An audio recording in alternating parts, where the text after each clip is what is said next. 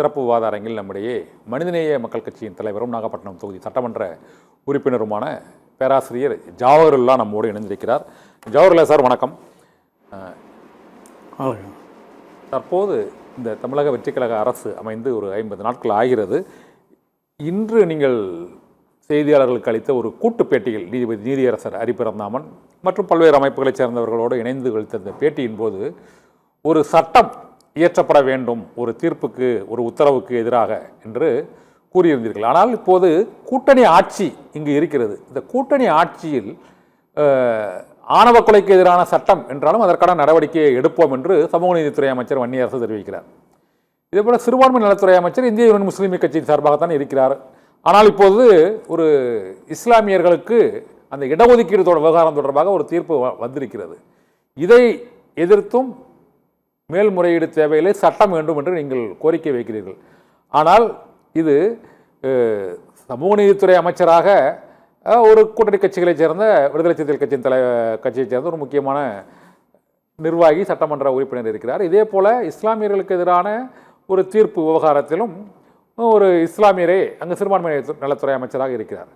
அவர்களால் ஏன் சட்டம் இயற்றுவதற்கு இன்னும் கோரிக்கை நடவடிக்கை என்றே கூறிக்கொண்டிருக்கிறார்கள்? சட்டத்தை கொண்டு வருவதற்கு அவர்களுக்கு அதிகாரம் இருக்கிறதா இல்லையா?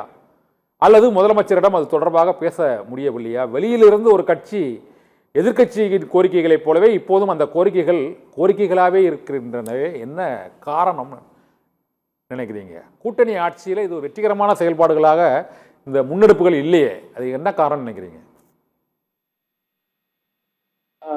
அது ஒரு பக்கம் இருக்கு. முக்கியமா இந்த பிரச்சனை என்ன அப்படிங்கிறத நான் விவரிக்க விரும்புகிறேன்.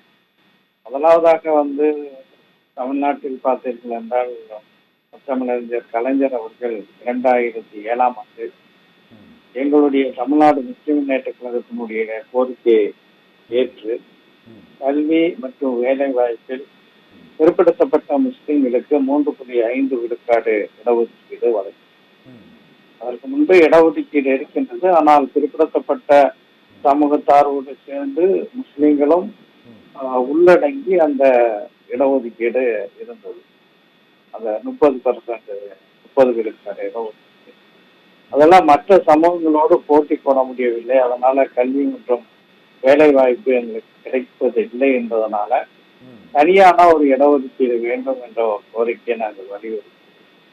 அந்த கோரிக்கையினுடைய அடிப்படையிலே தான் செப்டம்பர் மாதம் 2007 முத்தமிழறிஞர் கலைஞர் அவர்கள் 3.5 விழுக்காடு இடஒதுக்கீடு வழங்கினார். இந்த இடஒதுக்கீடு வழங்கப்பட்ட பிறகு நீங்கள் ஆய்வுகள் செய்து பார்த்து கல்வி நிறுவனங்கள்ல குறிப்பாக அதே போல அரசாங்கத்தினுடைய பல்வேறு வேலை வாய்ப்புகள்ல பிற்படுத்தப்பட்ட முஸ்லிம்களுக்கு இடஒதுக்கீடின் காரணமாக நல்ல பலன் கிடைத்தது. இதுல இன்னொரு கோணம் என்னவென்றால், பிற்படுத்தப்பட்ட மிகவும் பிற்படுத்தப்பட்ட சமூகத்திலிருந்து இஸ்லாத்தை தழுவக்கூடிய மக்கள் இந்த இடஒதுக்கீடு பொருந்துமா இல்லையா என்ற ஒரு கேள்வி எழுகிறது.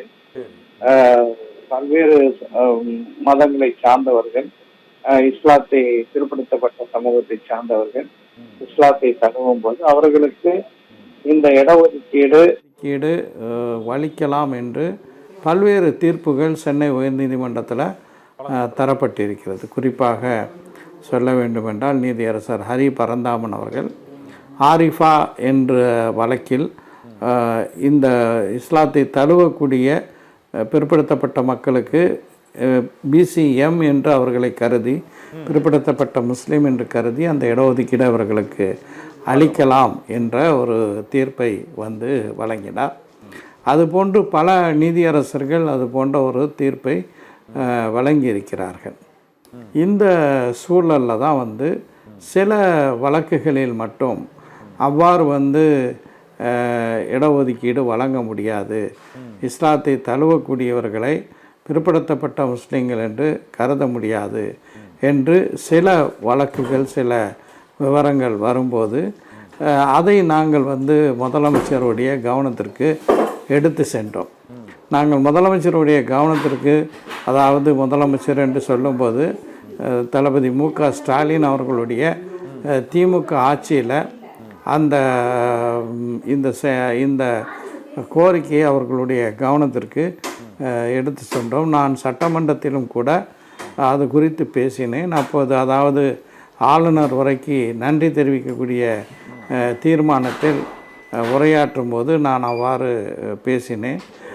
என்னுடைய உரைக்கு பதிலளித்து பேசிய அன்றைய முதலமைச்சர் மு.க.ஸ்டாலின் அவர்கள் என் பெயரை குறிப்பிட்டு இது குறித்து சட்ட நிபுணர்களுடன் கலந்து பேசி இடஒதுக்கீடு வழங்கப்படும் என்று அவர் உறுதியளித்தார். அந்த அடிப்படையிலே தான் அன்று தமிழ்நாடு பிற்படுத்தப்பட்டோர் ஆணையம், பேக்வர்ட் கிளாஸ் கமிஷன், நீதியரசர் பாரதிதாசன் தலைமையில் இருந்தது. அந்த ஆணையத்திடமிருந்து பரிந்துரையை பெற்று இந்த இப்போது மதுரை, அதாவது சென்னை உயர்நீதிமன்றத்தினுடைய மதுரை கிளையில் நீதியரசர் ஜி.ஆர். சுவாமிநாதன், பி.பி. பாலாஜி அடங்கிய அந்த அமர்வு எந்த அரசாணை 31 ரத்து செய்ததோ அந்த அரசாணை ஒன்றை திமுக அரசு பிறப்பித்தது. அதன் வாயிலாக இஸ்லாத்தை தழுவக்கூடியவர்களுக்கு கல்வி கூடங்கள்லேயும் அதே போல் அரசு பணிகள்லேயும் இடம் கிடைத்தது. இந்த நிலையிலே தான் ஒரு நிகழ்வு நடைபெறுகிறது. அதாவது தூத்துக்குடி மாவட்டத்தை சேர்ந்த ஒருவர் கோயில்பட்டி சரக தாசில்தாரிடம் நான் இஸ்லாத்தை தழுவியவன், 2016 தழுவினேன், என்னுடைய பிள்ளைகள் இருக்கின்றார்கள், அவர்களுக்கு பிற்படுத்தப்பட்ட முஸ்லீம்கள் பிசிஎம் என்ற சர்டிஃபிகேட் வேணும், சான்றிதழ் வேண்டும் அப்படின்ட்டு விண்ணப்பிக்கும்போது அதற்காக முதல்ல எனக்கு வேணும் அப்படின்ட்டு அவர் விண்ணப்பிக்கும்போது அவருக்கு அந்த வட்டாட்சியர் தாசில்தார் இந்த சான்றிதழை தருவதற்கு மறுக்கிறார். மறுத்த பிறகு அவர் இப்போது நடந்ததல்ல, 2022 இந்த நிகழ்வு நடைபெறுகிறது. அப்போது அவர் மதுரை கிளையில் இந்த வழக்கை தொடுக்கிறார். 2022 தொடுக்கப்பட்ட வழக்கை, அதாவது உயர்நீதிமன்றத்தில் போர்ட்ஃபோலியோ மாறிக்கொண்டே இருக்கும். அப்படி மாறக்கூடிய ஒரு சூழலில் அந்த வழக்கை நீதியரசர் ஜி.ஆர். சுவாமிநாதன் எடுக்கிறார். அதுவும் கூட ஜி.ஆர். சாமிநாதன், நீதியரசர் பூர்ணிமா ஆகியோர் கொண்டது தான் அந்த அமர்வு. ஆனால் நீதியரசர் பூர்ணிமா அவர்கள் விடுப்பில் இருந்த நிலையிலையும் கூட நீதியரசர் பி.பி. பாலாஜியை தன்னுடைய அமர்வில் சேர்த்து கொண்டு இந்த அரசாணை 31 அவர் ரத்து செய்கிறார். அந்த தீர்ப்பில் அவர் சொல்லக்கூடிய பல்வேறு செய்திகள் இருக்கின்றது. அதாவது முதல்ல எனக்கு பிசிஎம் சர்டிஃபிகேட் வேணும் அப்படிங்கிறது தான் ஷமீர் அகமதுடைய கோரிக்கை. ஒன்று, நாங்கள் அந்த சான்றிதழை கொடுக்கலாம் அல்லது கொடுப்பதற்கு மறுக்கலாம். அதற்கு மேலே சென்று, அதாவது பியாண்ட் தி பிரீஃப் என்று சொல்வார்கள், என்ன ப்ரேயர், என்ன வேண்டுகோள் வைக்கப்பட்டதோ அதை தாண்டி ஒட்டுமொத்தமாக இஸ்லாத்தை தழுவக்கூடிய பிற்படுத்தப்பட்ட முஸ்லீம்களுக்கு, பிற்படுத்தப்பட்ட சமூகத்திலிருந்து தழுவக்கூடியவர்களுக்கு இந்த சலுகை அவர்களுக்கு கிடையாது என்று இந்த தீர்ப்பை வழங்கும் போது அவர் பல செய்திகளை சொல்கிறார். இஸ்லாம் இஸ் எ ப்ராஸ்டிலைசிங் ரிலிஜன் என்று சொல்கிறார், மதமாற்றக்கூடிய ஒரு மதம் என்று சொல்கிறார். அது மட்டுமல்லாமல் முதலமைச்சர் ஜோசப் விஜய் தமிழ்நாட்டின் முதலமைச்சராக பதவியேற்ற பிறகு தீவிரவாத, அதாவது அடிப்படைவாத அமைப்புகள், ஃபண்டமெண்டலிஸ்ட் ஆர்கனைசேஷன், அவங்களுக்கெல்லாம் ஒரு பெரிய தெம்பு விட்டது அப்படின்ட்டு சொல்லக்கூடிய வரிகள்லாம் அவருடைய தீர்ப்பில் படிக்க முடிகிறது. இதெல்லாம் அரசு தரப்புல என்ன முயற்சி எடுத்தாங்க? மேல்முறையீடு தான் பண்ணியிருக்காங்களா இல்லைன்னா? இல்லை, அதாவது அரசுக்கு வருகிறேன். அரசு என்ன சொன்னாங்கன்னா, நாங்கள் இதற்கு மேல்முறையீடு செய்வோம் அப்படின்னு சொன்னாங்க. மேல்முறையீடு எங்கே செய்வார்கள்? உச்சநீதிமன்றத்தில் செய்வார்கள். ஆனால் உச்சநீதிமன்றத்தில் இந்த மேல்முறையீடு விசாரணைக்கு எடுத்துக்கொள்ளப்பட்டு அதில் வாதங்கள் நடைபெற்று தீர்ப்புகள் வழங்குவதற்கு பல ஆண்டுகள் இப்போ பல ஆண்டுகள் ஆகும். அதுக்குள்ள இந்த நிலையில் இருக்கக்கூடிய மாணவ மணிகளுக்கு அவர்கள் கல்வி நிறுவனங்களில் சேர்றது இப்போ வந்து பார்த்திங்கன்னா இப்போ வந்து கல்வி ஆண்டு உயர்கல்வி நிறுவனங்களில் தொடங்கக்கூடிய அட்மிஷன்ஸ் சேர்க்கை நடந்து கொண்டு இருக்கக்கூடிய இந்த நேரம், அதே போல் தமிழ்நாடு அரசாங்கத்தின் சார்பாக பல்வேறு வேலைவாய்ப்புகளுக்கான அறிவிக்கைகள் வெளியிடப்பட்டிருக்கக்கூடிய இந்த நேரத்தில் அந்த அளவுக்கு நேரம் கடத்த முடியாதுங்கிறதுனால தான் இந்த அரசின் சார்பாக சில அமைச்சர்கள் வந்து இதனுடைய பின்னணியை புரியாமல், இதனுடைய தாக்கத்தை புரியாமல் மேல்முறையீடு அப்படின்னு சொல்கிறாங்க. மேல்முறையீடே தேவையில்லை, நாங்கள் பல சட்ட நிபுணர். அவர் சிறுபான்மை நலத்துறை அமைச்சராக இருக்கிறாரு, அவருக்கு அந்த அளவுக்கு அந்த புரிதல் கண்டிப்பாக இருக்கும்ல சார்? ஏன் அவர் சட்டமன்றக்கான முயற்சியில் ஈடுபடலான்னு தான் கேட்குறேன். அடுத்த சட்டப்பேரவை கூட்டத்தில் 20ஆம் தேதி அவருக்கு வந்து இல்லை புரிதல் இருந்திருந்தால் அவர் வந்து அப்படி சொல்லியிருக்க மாட்டார். இந்த பிரச்சனையினுடைய தாக்கம், இதனுடைய பரிணாமம், இதை எப்படி கையாள வேண்டும் என்ற ஒரு புரிதல் அவருக்கு இருப்பது போல தெரியவில்லை. அதனால தான் அவர் இப்படி சொல்றாரு. புரிதல் இல்லையா, அதிகாரம் இல்லையா? வந்த பிறகு அவருக்கு ஒரு புரிதல் இல்லையா, அல்லது அது முதலமைச்சரிடம் வலியுறுத்தி அதை பெறுவதற்கான அதிகாரம் இல்லைன்னு நினைக்கிறீங்களா? இரண்டும் இல்லை என்று தான் கருதுகிறேன். இரண்டும் இல்லை என்று தான் கருதுகிறேன்.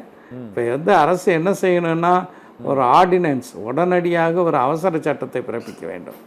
அந்த அவசரம், ஏன்னா ஜிஆர் சாமிநாதனுடைய தீர்ப்பில் என்ன சொல்கிறாருன்னா, இந்த இஸ்லாத்தை தழுவக்கூடியவர்களுக்கான இந்த பிசிஎம் இடஒதுக்கீடு என்பது வெறும் அரசாணையாக தான் இருக்கிறது, ஆக்ட் இல்லை, சட்டம் இல்லைங்கிறாரு. அரசாணையே போதும் தான், அதனால் ஆக்ட் வந்து உடனே அவசர சட்டத்தை நாம் கொண்டு வந்து அடுத்த மாதம் சட்டமன்றம் கூடும்போது அதை வந்து சட்டமாக ஆக்கலாம். இதுதான் தீர்வு. இதை தான் நாங்கள் வந்து இன்று நீதியரசர் ஹரி பரந்தாமன் உள்ளிட்ட பேட்டி கூட நம்ம வந்து இது பண்ணோம் சார், நேரலை பண்ணோம். இப்போதைக்கு வழக்கறிஞர் இதை நீங்கள் இது அங்கே அரசோட கவனத்துக்கு எடுத்து சென்றிருக்கீங்க. ஆனால் இது போன்ற பிரச்சனைகளில் ஒரு கூட்டணி ஆட்சி அமைந்த சூழ்நிலையில் இதில் ஒரு துரிதமான முடிவுகள் எடுக்கப்படுவதில் இவ்வளவு தாமதம், தயக்கம் ஏற்படுவதற்கு கூட்டணி ஆட்சி முறை ஒரு வெற்றிகரமான அணுகுமுறையாக நீங்கள் நினைக்கிறீங்களா? இல்லை, கூட்டணி ஆட்சி முறைக்கும் இதுக்கும் வந்து நான் நான் என்ன சொல்கிறேன்னா, கூட்டணி ஆட்சிங்கிறது ஒரு பிரச்சனையை டக்குன்னு அந்த கூட்டணி கட்சிகள் வந்து கோரிக்கை வைப்பதற்கும், அமைச்சரவையிலே அவர் இருக்கக்கூடிய நிலையில் உடனடியாக முதலமைச்சரை தொடர்பு கொண்டு இது போன்ற பிரச்சனைகள் முடிவு எடுக்கலாம் என்பதுதான் ஒரு கூட்டணி அரசோட அந்த ஒரு வெற்றிகரமான அணுகுமுறையாக இருக்கும்.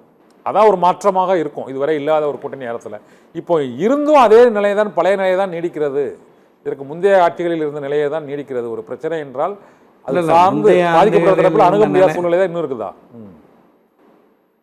இல்லை, முந்தைய ஆட்சிகளுக்கும் இதை ஒப்பிட முடியாது. முந்தைய திராவிட முன்னேற்ற கழகத்தின் ஆட்சியில் இது போன்ற ஒரு பிரச்சனை நடவடிக்கை எடுக்கப்பட்டது. குறிப்பாக அக்பர் அலி என்று ராமநாதபுரத்தை சார்ந்தவர் இது போன்ற ஒரு பிரச்சனையை வந்து சிக்கி அது தொடர்பாக என்னிடம் விவரங்களை சொன்ன உடனேயே நான் முதலமைச்சருடைய கவனத்துக்கு எடுத்து சென்று, நல்ல வேளை அப்போ வந்து ஒரு சட்டமன்ற கூட்டத்தொடரும் நடைபெற்றது. அப்போது நான் அதை குறித்து உரையாற்றினேன். அதை தொடர்ந்து தலைமைச் செயலாளர் உள்ளிட்ட அதிகாரிகள்கிட்டையும் இது குறித்து சொன்னேன். உடனடியாக சட்ட நிபுணர்களை கலந்து பேசி இது குறித்து நடவடிக்கை எடுக்கப்படும் என்று சொல்லி பிற்படுத்தப்பட்ட ஆணையத்துக்கு ரெஃபர் பண்ணி அதை உடனே பண்ணிட்டாங்க. இவர்களுக்கு அத்தகைய ஒரு புரிதல் இல்லை என்பதை தான் அனுபவமின்மை இருக்கிறது. அதனால் வந்து அனுபவம் வாய்ந்த தலைவர்கள் கூட்டணியில் இருக்கிறார்கள்.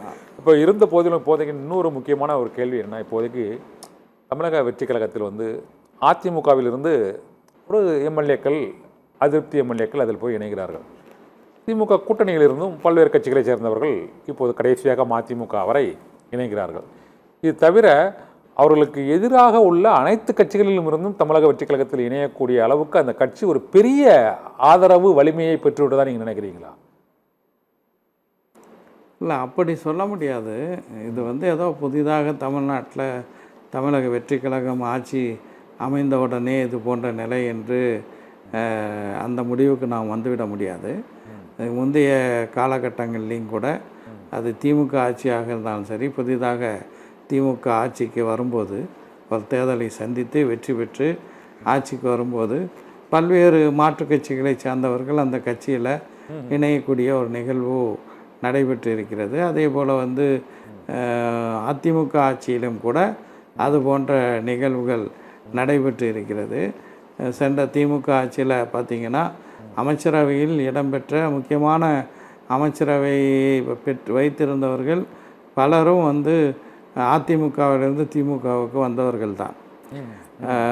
எனவே வந்து இது வந்து தமிழக வெற்றி கழகம் ஆட்சிக்கு வந்த உடனே நடைபெறக்கூடிய முதல் நிகழ்வு என்று சொல்ல முடியாது. அவர்கள் ஆட்சிக்கு வந்திருக்கிறார்கள். முதல் நிகழ்வு நீங்கள் சொல்லுது அது வந்து ஒரு ஓராண்டு 2 ஆண்டு அந்த அடிப்படையில் அந்த 5 ஆண்டுகளுக்குள்ளே அது போல் நடைபெறும். இது ஆட்சிக்கு வந்த ஒரே ஒரு மாதத்துக்குள்ளேயே இவ்வளவு அணி மாறல்கள் அணி சேர்க்கைகள் நடைபெற்று கொண்டிருக்கிறதே. அதனால் கேட்டேன் அவங்ககிட்ட, உண்மையிலே ஒரு பெரிய சக்தியாக அது வலிமையாக ஒரு தனிப்பெரும்பான்மை இல்லாத கட்சியாக இருந்தாலும் இவ்வளவு நம்பிக்கையோடு அதில் போய் இணைவதற்கு என்ன காரணம்? அதாவது சிலருக்கு வந்து எப்போதுமே அதிகாரத்தில் இருக்க வேண்டும் என்ற ஒரு ஆசை இருக்கும். ஸோ எதிர்க்கட்சியாகவும் பணிபுரிந்து ஆக்கப்பூர்வமாக மக்கள் சேவை ஆற்றுவோம் என்ற மனப்பான்மையில் இல்லாதவர்கள் இது போன்ற ஒரு நிலைப்பாட்டை வந்து எடுக்கிறார்கள். அந்த வகையில் மதிமுகவை சேர்ந்த 2 எம்எல்ஏக்கள் பாராட்டப்படக்கூடியவர்கள். எந்த அடிப்படையில் பாராட்டப்படக்கூடியவர்கள் என்று சொல்கிறேன் என்றால், இப்போது தான் தேர்தல் நடைபெற்று இருக்கிறது. மிகப்பெரிய அளவில் பரப்புரையெல்லாம் செய்யப்பட்டு ஒரு குறிப்பிட்ட கூட்டணியில் இருந்து அந்த 2 பேர், அதாவது திமுக கூட்டணியிலிருந்து 2 பேரும் வெற்றி பெற்றார்கள்.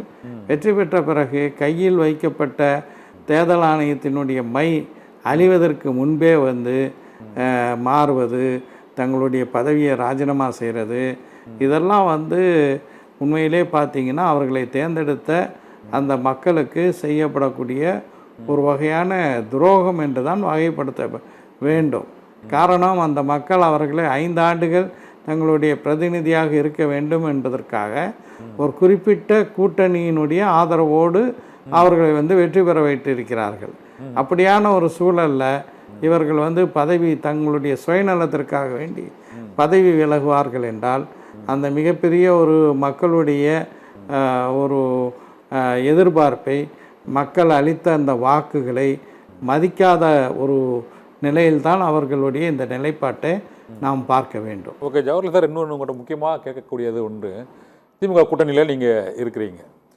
திமுக கூட்டணியிலிருந்து விலகிய கட்சிகள், இது ஐயுஎம்எல்லாக இருக்கட்டும் அல்லது மதிமுகவாக இருக்கட்டும், மற்ற சிபிஐ சிபிஎம்மாக இருக்கட்டும், நாங்கள் விலகுவதற்கு காரணம் அதிமுகவுடன் இணைந்து ஆட்சி அமைக்க முயற்சிகளை மேற்கொண்டார்கள். அது பாரதிய ஜனதா கட்சியின் ஆதரவோடு அந்த முயற்சி மேற்கொள்ளப்பட்டதால் தான் நாங்கள் கூட்டணியை விட்டு விலக வேண்டிய நிர்பந்தம் ஏற்படுகிறது என்ற ஒரு காரணத்தை கூறுகிறார்கள், தொடர்ச்சியாக கூறுகிறார்கள். அது தாவேக தரப்பிலும் அதே காரணம் கூறப்படுகிறது. இது எந்த அளவுக்கு உண்மை? நீங்களும் அதே கூட்டணியில் தான் இருந்திருக்கிறீர்கள், கூட்டணி கட்சியாக தான் இருந்திருக்கிறீர்கள். உங்களுக்கு அது போன்ற தகவல் ஏதாவது வந்ததா? அப்படி இல்லை, எங்களுக்கெல்லாம் அது போன்ற தகவல் எனக்கும் வரல. அதே போல் கொங்கு நாடு மக்கள் கட்சியினுடைய சட்டமன்ற உறுப்பினர் ஈஸ்வரன் திரு நித்யானந்தம் அவர்களும் எம்எல்ஏவாக இருக்கார். அவங்களுடைய கட்சி தலைவர் அன்பிற்கினிய சகோதரர் ஈஸ்வரன் அவர்களிடம் நான் தொலைபேசியில் பேசிய போது அவருக்கும் அந்த மாதிரியான அழைப்பு யாரும் சொன்னதாக வரல. இன்னொன்றையும் பார்க்க வேண்டும், ஆஃப்டர் தாட்டாக அவர்கள் வந்து இந்த கட்சிகள் வந்து திமுக மீது பழியை போடலாம். ஆனால் வந்து அவர்கள் அப்போது என்ன காரணம் சொன்னார்கள் என்பது எல்லா ஊடகங்கள்லையும் வந்துச்சு. என்னென்னா, நாங்கள் வந்து இப்போ வந்து தாவேகாவுக்கு ஆதரவு அளிக்காவிட்டால் இங்கே குடியரசுத் தலைவர் ஆட்சி வந்துவிடும், எனவே அதை தவிர்ப்பதற்காக வேண்டி தான் இந்த ஆதரவை தருகிறோம் என்று சொன்னார்கள். இதை வந்து உதாரணமாக விடுதலை சிறுத்தைகள் கட்சியினுடைய தலைவர் தோழர் திருமாவளவன் அவர்கள் கூட நான் நேரடியாக திமுக தலைவர் மு.க. ஸ்டாலின் அவர்களை சந்தித்து இந்த கருத்தை சொல்லிவிட்டு தான் நாங்கள் வந்து இந்த கூட்டணிக்கு வந்தோம் அப்படின்னு அவர் சொன்னார். அதே போன்று தான் தொடக்கத்தில் வந்து தோழர்கள் சண்முகமாக இருக்கட்டும் அல்லது வீரபாண்டியனாக இருக்கட்டும், அவர்களும் அந்த கருத்தை தான் சொன்னார்கள். ஆனால் திரும்ப இந்த மாற்று கருத்து வருவதற்கு என்ன காரணம்? இவர்கள் அதனால தான் நாங்கள் வெளில போனோம் திமுக அதிமுக. அது இப்போ வந்து ஒரு கூட்டணியில் இருக்காங்க, அந்த கூட்டணி புதுதாக ஒரு கூட்டணியில் சேர்ந்துருக்காங்க. அந்த கூட்டணிக்கு தலைமை வைக்கக்கூடிய கட்சி தங்களை முழுமையாக அங்கீகரித்து தங்களுக்கு உறுதுணையாக இருக்க வேண்டும் என்ற ஒரு நல்லெண்ணத்தை ஏற்படுத்துவதற்காக வேண்டி இன்றைக்கி மிகப்பெரிய ஒரு எதிர்க்கட்சியாக இருக்கக்கூடிய திமுகவின் மீது அது போன்ற பழிப்போடல்களை அவர்கள் வந்து போடலாம். குறிப்பாக வந்து மதிமுகவினுடைய பொதுச் செயலாளர் வந்து பல கருத்துக்களை இப்போ வந்து சொல்கிறாரு. நீங்கள் ஏன் அப்போ சொல்லலைன்னா அது கூட்டணி தர்மத்துக்காக சொல்லலைன்னு இப்போ சொல்கிறாரு. அதே நேரத்தில் சிபிஐ சிபிஎம்ஐ பொறுத்த வரைக்கும் அவங்க வந்து திமுக கூட்டணியில் இடம்பெற்றாலும் கூட அவ்வப்போது திமுக ஆட்சியில் அவர்களுக்கு இருக்கக்கூடிய பல்வேறு கருத்து வேறுபாடுகளை அவங்க வந்து வெளிப்படுத்தி இருக்கிறாங்க, போராட்டங்களை கூட நடத்தியிருக்காங்க. ஆனால் வந்து ஏன் மதிமுக அதை செய்யலை, இப்போ ஏன் அதை சொல்கிறாரு? இது போன்ற அது ஒரு மூத்த ஒரு அரசியல் தலைவர் பல மேடைகளை பல நிகழ்ச்சிகளை அங்கே திமுக தலைவரோடும் திமுகவோடும் பகிர்ந்து கொண்டவர் திடீரென இவ்வளவு கடுமையாக மாற்று கருத்துக்களை விமர்சனத்திலையும் முன்வைப்பதும் அதன் பின்னர் இந்த குதிரை பேரம் தொடர்பாகவும் தமிழக வெற்றிக்கழக அரசு தொடர்பாகவும் பல்வேறு கருத்துக்களை அவர் கூறுகிறார். இப்போ உங்களுடைய மதிப்பீட்டின்படி ஒரு 50 நாட்கள் அந்த ஆட்சி எப்படி சார் இருக்குது? புதுசாக திமுக அதிமுக இல்லாமல் விஜயின் ஆட்சி எப்படி இருக்குதா பார்க்குறீங்க? பொதுவாக நீங்கள் திமுக கூட்டணி கட்சி தலைவர் இல்லை என்று இல்லாமல் பொதுவாக உங்களுக்கு பல தரப்புலேருந்து கருத்து சொல்லியிருப்பாங்க, எப்படி ஃபீல் பண்ணுறீங்க சார்? இந்த ஆட்சியை பொறுத்த வரைக்கும் வந்து அவர்கள் இப்போது தான் ஆட்சிக்கு வந்திருக்கிறார்கள். ஒரு 60 நாளை 2 மாதத்தை எட்டக்கூடிய நிலையில் இருக்கிறார்கள். அதில் ஆட்சியில் முதலமைச்சராக வந்திருக்கக்கூடிய திரு விஜய் அவர்களும் சரி, அமைச்சர்களும் சரி, 1-2 பேரை தவிர முதல் முறையாக சட்டமன்ற உறுப்பினராகவும் ஆகியிருக்கிறார்கள். இன்னொன்றையும் சொல்ல வேண்டும், இதற்கு முன்பு தமிழ்நாட்டின் முதலமைச்சர்களாக இருந்த எம்ஜிஆராக இருக்கட்டும், எம்ஜிஆர் வந்து திராவிட முன்னேற்ற கழகத்தில் நீண்ட நாள் பயணித்தவர், திமுகவினுடைய பொருளாளராக பணிபுரிந்தவர். அதற்கு பிறகு கருத்து வேறுபாடின் காரணமாக புதிதாக ஒரு கட்சியை தொடங்கி அதற்கு அவர் தொடங்கி 5 ஆண்டுகளுக்கு பிறகு அவர் வந்து முதலமைச்சராக பொறுப்பேற்கிறார். அதனால் அவருக்கு வந்து ஒரு அரசியல் அனுபவம் உண்டு. அதே போல் செல்வி ஜெயலலிதா அவர்களும் திடீரென்று அதிமுகவில் சேர்ந்து அடுத்த நாளே அவர் முதலமைச்சர் ஆகவில்லை. அவரும் நீண்ட காலம் அதிமுகவில் பணியாற்றியவர், தமிழ்நாடு முழுவதும் பயணம் செய்தவர், அதிமுகவினுடைய கொள்கை பரப்பு செயலாளர் என்று எம்ஜிஆர் அவர்களால் அந்த பதவி கொடுக்கப்பட்டவர். எனவே அவருக்கும் வந்து ஒரு நீண்ட அரசியல் அனுபவம் உண்டு. அதே போல் திராவிட முன்னேற்ற கழகத்தினுடைய தலைவர் மேனாள் முதலமைச்சர் திரு மு.க. ஸ்டாலின் அவர்களும் கூட இளம் வயதிலிருந்து திமுகவில் பயணித்து திமுகவில் பல்வேறு பொறுப்புகளில் கட்சியினுடைய பொறுப்புகளில் இருந்ததோடு மட்டும் இல்லாமல் பலமுறை சட்டமன்ற உறுப்பினராக, அதே போல் எதிர்க்கட்சி தலைவராக, இப்படி பல பொறுப்புகளை வகித்து அப்புறம் துணை முதலமைச்சராக, இப்படியான ஒரு நீண்ட அனுபவத்திற்கு பிறகு வந்து அவர் வந்து முதலமைச்சராக ஆகக்கூடிய ஒரு சூழல் தமிழ்நாட்டில் நம்ம பார்த்தோம். ஆனால் திரு விஜய் அவர்கள் நேரடியாக அவர் கட்சி தொடங்கிய ஒரு சில ஆண்டுகளுக்குள் அவர் வந்து முதலமைச்சராக ஆகக்கூடிய ஒரு வாய்ப்பை வந்து பெற்றிருக்கிறார். எனவே வந்து உடனடியாக இந்த ஆட்சியை பற்றி நாம் பெரிய அளவுக்கு இப்போதைக்கு உடனடியாக விமர்சனம் செய்வது முறையாக இருக்காது. ஆனாலும் கூட தமிழ்நாட்டில் வந்து பல்வேறு பிரச்சனைகள் இப்போது இந்த ஆட்சியில் தலைவிரித்து ஆடுகின்றன என்பது உண்மை. எடுத்துக்காட்டாக சொல்ல வேண்டும் என்றால் இந்த பாலியல் வன்கொடுமைகள், அதுவும் குறிப்பாக சிறுமிகளை இலக்காக கொண்டு நடைபெறக்கூடியவை வந்து ஒரு தமிழ்நாட்டில் பாலியல் வன்கொடுமை நடைபெறாத மாநிலம் தமிழ்நாடு என்று நான் சொல்ல வரவில்லை. ஆனால் பல வட இந்திய மாநிலங்களோடு ஒப்பிடும்போது, ஏன் அருகில் இருக்கக்கூடிய கர்நாடகம், கேரளம், அதே போல் தெலுங்கானா, ஆந்திர பிரதேசம், அதோடு ஒப்பிடும்போது இங்கு அந்த அளவுக்கு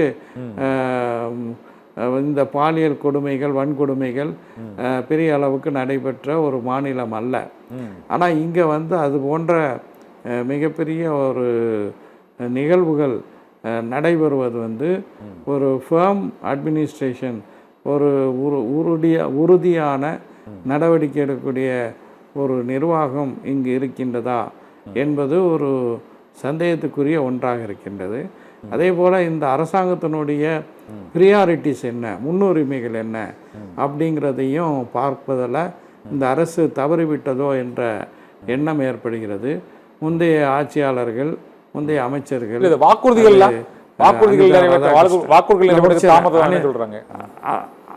அதுவும் வரேன் அனிதா ராதாகிருஷ்ணனை கைது செய்து அவர் உடனடியாக அன்றைய தினமே பிணையில் வந்தது. அதே போல் செந்தில் பாலாஜியும் அவருடைய சகோதரரையும் கைது செய்வதற்காக நடவடிக்கை எடுக்கப்பட்டு அவர்களும் பெயிலில் வந்தது.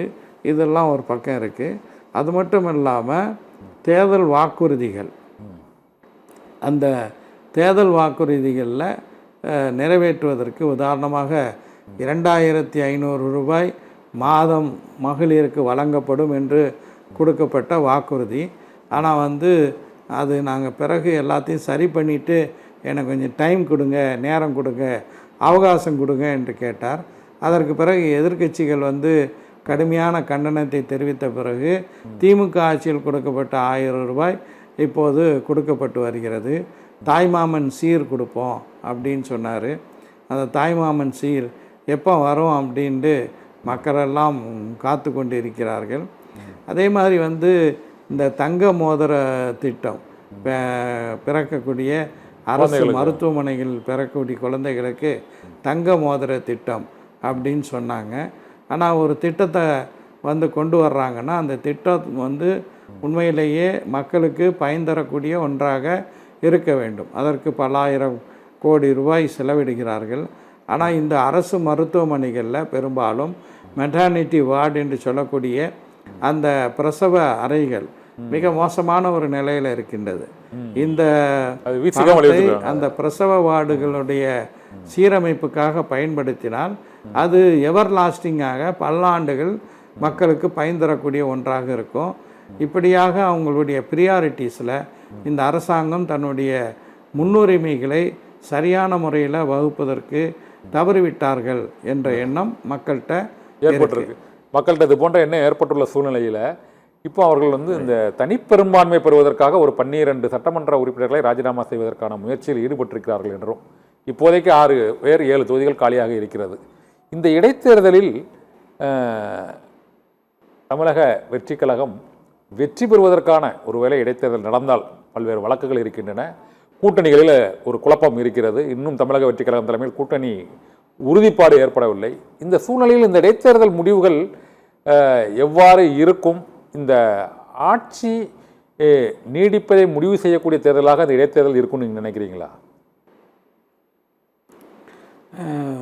வழக்கமாக நீங்கள் பார்த்தீங்கன்னா இந்த இடைத்தேர்தல்கள் எப்போதுமே பெரும்பாலும் ஆளுங்கட்சிக்கு ஆதரவாகவே அந்த இடைத்தேர்தலுடைய முடிவுகள் அமைந்திருக்கின்றன. ஆனால் இது ஒரு மாற்றாக ராஜினாமா பண்ணியிருக்காங்க பாருங்க. உடனே ராஜினாமா பண்ணதுனால எதிர்விளைவு இருக்குமான்னு கேட்குறேன். இல்லை, அதான் நான் சொல்ல வரேன். சில விதிவிலக்குகள் இருக்கலாம். ஆனால் நான் முன்பே குறிப்பிட்ட மாதிரி 5 ஆண்டுகளுக்கு தேர்ந்தெடுக்கப்பட்ட ஒரு எம்எல்ஏ அவர் உடனே ராஜினாமா பண்ணிவிட்டு மறுபடியும் தேர்தலை சந்திக்கிறார் அப்படின்னு சொல்லும்போது அது நிச்சயமாக அந்த தொகுதி வாக்காளர்களுக்கு மத்தியில் ஒரு வகையான ஒரு கோபதாபத்தை ஏற்படுத்தலாம். இன்னைக்கு வரைக்கும் கூட அவங்களுக்கு அந்த கூட்டணிக்கு பேர் வைக்கிறதுக்கு கூட அவர்களால் முடியவில்லை. அந்த கூட்டணி கட்சி தலைவர்கள் கூடிய கூட்டத்தில் கட்சி, அதாவது அந்த கூட்டணிக்கு தலைமை தாங்கக்கூடிய கட்சி தாவேகாவினுடைய தலைவர் முதலமைச்சர் திரு விஜய் அவர்கள் பங்கு கொள்ளவில்லை. இதெல்லாம் பார்த்திங்கன்னா கடந்த காலங்களில் ஐயா கலைஞர் இருக்கும்போதும் சரி, செல்வி ஜெயலலிதா இருக்கும் போதும் சரி, அல்லது தளபதி மு.க. ஸ்டாலின் இருக்கும்போதும் சரி நடக்காத நிகழ்வுகள். அவர்கள் கூட்டணி கட்சிகளை அரசியல் ரீதியாக அண்ணா அறிவாலயத்தில் சந்திக்கிறார்கள், அல்லது லாய்ட்ஸ் ரோடில் உள்ள அதிமுக தலைமையகத்தில் சந்திக்கிறார்கள் என்றால் நிச்சயமாக அந்த கட்சியினுடைய தலைவர் கண்டிப்பாக அதில் இடம்பெறுவார், வேறு எங்கு சந்தித்தாலும். இப்போ மாமல்லபுரத்தில் எல்லா கூட்டணி கட்சி தலைவர்களையும் வரவழைத்து அந்த கூட்டத்தில் அந்த கட்சியினுடைய பொதுச் செயலாளர்கள் மற்ற தலைமை நிர்வாகிகள் பங்கு கொள்கிறார்கள். ஆனால் கூட்டணிக்கு தலைமை வாங்கக்கூடிய கூடிய தலைவர் வரவில்லை என்பது நிச்சயமாக அது வந்து அவர்களுடைய ஒரு ஒருங்கிணைப்பை கொஞ்சம் பழுது பார்க்கக்கூடிய ஒரு பழுதுபடுத்தக்கூடிய ஒரு நிகழ்வாக தான் அதை பார்க்க முடியும். அப்போ இடைத்தேர்தல்ங்கிறது ஒரு கடுமையான தேர்தல் பரப்புரை நடைபெறக்கூடிய ஒரு நிகழ்வு. பொது தேர்தலில் 234 தொகுதிகள்லேயும் போட்டிகள் இருக்கும். கூட்டணி கட்சிக்கு தலைமை தாங்கக்கூடிய கட்சியும் மற்ற தலைவர்களும் எல்லா இடங்கள்லையும் அவங்கவுங்க தொகுதியில் அதிகமான கவனம் செலுத்துவாங்க.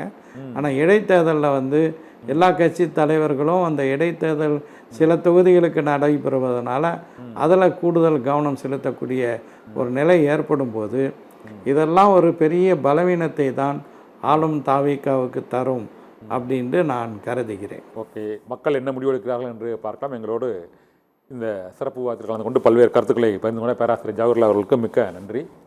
அரசியல் சதுரங்கம் நிகழ்ச்சியில் மற்றொரு ஆளுமையோடு சந்திக்கலாம். நன்றி.